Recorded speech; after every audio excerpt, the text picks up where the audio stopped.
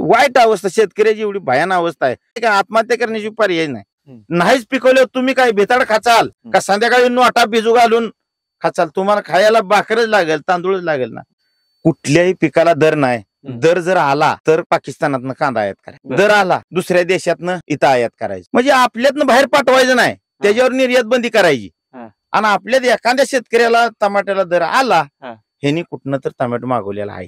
कांद्याला दर आला, बाहेरनं मागवलेला आहे.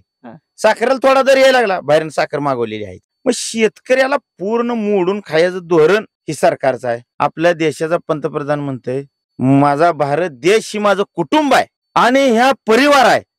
परिवारात 1.5 लाख शेतकऱ्यांनी आत्महत्या केल्या. असल्या परिवाराचा कारभारी असतो काय?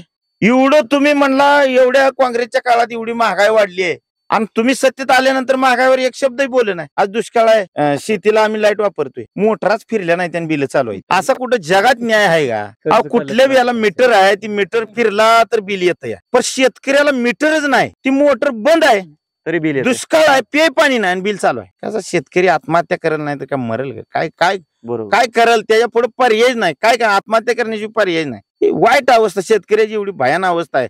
या देशात शेतकरी एवढी वाईट अवस्था कोणाचीच नाही.